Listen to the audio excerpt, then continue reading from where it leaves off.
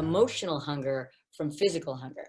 Because emotional hunger, as I mentioned before, it's when you're bored, you may look to turn to food. When you're stressed, when you're depressed, when you're overwhelmed, when you just want to be entertained in some way, right? That's all emotional eating.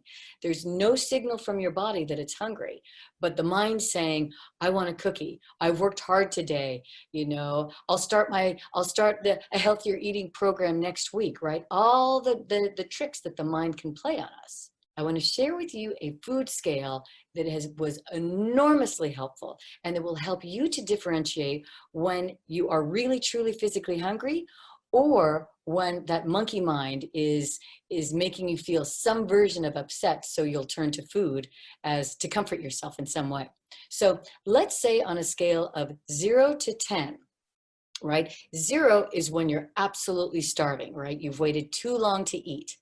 And 10 is when you're Thanksgiving stuffed. You roll away from that table regretting the last 2 pieces of turkey that you had, right? You just feel really full and your tummy's distended and you feel nauseous, and we all know the feeling. Every single one of us has been there at least once.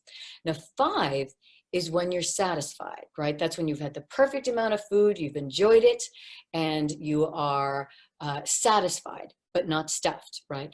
Now let's look at the 1 is when you're physically hungry, right? 0 is starving, but the 1 is when your body's giving you an obvious sign for hunger. And that looks a little bit different for each of us. Some of us have our blood sugar drops and we become a combination of hungry and angry, otherwise known as hangry, right? If you ever have these big mood swings because you haven't been listening to your body and all of a sudden you find yourself upset. That's one form of your body's way of letting you know that it's time to eat. Some of us get a headache. Some of us will have a hollow feeling in our stomach, right? But the signals in the early stages are more subtle. So the 1, you want to be on the lookout for the 1, and you will know when you hit it, because at the 1, the good news is food tastes better. You think of your taste buds are on fire when you're physically hungry. Right? That's the time when, if you eat a salad that's loaded up with all sorts of nutritious and delicious items, a salad tastes like heaven on earth, right? But when you're at a 10, a salad is not what you're looking for, right? So again, when you are eating between the 1, which is hunger, and the 5, which is satisfaction, that's where the weight comes off. That's natural eating. That's how little girls and little boys and many of us ate when we were little. We listened to our bodies, and we didn't have the stresses that made us want to eat more than we were physically hungry for, right? It's all the stresses of modern day living have made us all look for coping mechanisms. So with that scale, the 1 to the 5, when you're eating in that area, when you're eating between those numbers, that's when the weight comes off. Now, let's look at it this way. Let's dig a little deeper into that. Let's say you start eating before you get the hunger signal at the 2 or the 3 or the 4, right? If you start eating there, you are more likely to go into 6, 7, 8, 9, 10 range. You never got a signal for hunger, so you're not going to get a signal for satisfaction. And you can also note the fact that if you are eating if you're wanting to eat at the 2, 3, 4, or 5, you're going to be looking for foods that are higher in fat and higher in sugar, right? The healthy foods don't taste as good, right? So that's another signal. If you're looking for the foods that are higher in fat and higher in sugar, you'll know that it's probably that monkey mind that's trying to move you in that direction, right? So if you eat, let's say that you go out to dinner one night, you have a fantastic dinner and you thoroughly enjoy it, and you eat till maybe you're at a 6. If you wake up the next morning and you are not hungry, even though eating in the morning has been shown to bump up your metabolic rate, that's if you are physically hungry. Right? They say breakfast is the most important meal of the day. It is extremely important. However, on this weight loss journey, if you wake up in the morning and you're not hungry, then you wait until your body signals hunger again. You just wait until you're at your 1, and then you're back on track, right? Again, That's natural eating. So don't let the monkey mind fool you. If you eat to a 6 or even a 7, just wait until you're at the 1, and then you get to eat again. Now remember, I gained and lost hundreds of pounds over the years. And when I started eating in alliance with my body, that's when the weight started falling off without dieting. Now, the good news is because I was eating between the 1 and the 5, my diet was predominantly healthy, right? Mostly foods that you can pull from a ground or pluck from a tree. But I never gave myself that restriction of I can't eat something.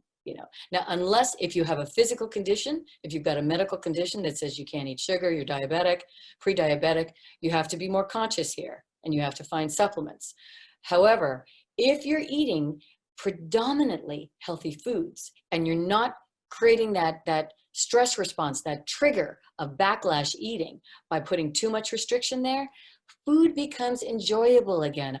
I love to eat now more than ever before because I don't feel guilty and I'm listening to my body. So I love to eat. Now, the other thing that happens when you're eating in alliance with your body is that you will find yourself more connected to foods that make you feel good, right? It'll feel so good to put foods in your body that give you more energy, right? That make you feel younger, that make you feel healthier. So again, asking your body what it wants, treating it like a friend is a brilliant thing to do.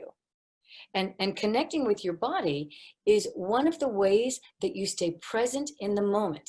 Now, one of the things that a lot of the diet books don't tell you is that if you're living in the moment, if you're living in the present moment, not worried about the future or feeling regret about the past, right? Present moment awareness living creates this state of calm where you stay connected to your body. Right? You stay connected to the moment. And in the moment, there's a lot of joy. So you won't be reaching for food to make you feel more joyful, right? Because you'll already feel good. This also allows you to stay more connected to your body, right? And the joys of living in the present moment are limitless, right?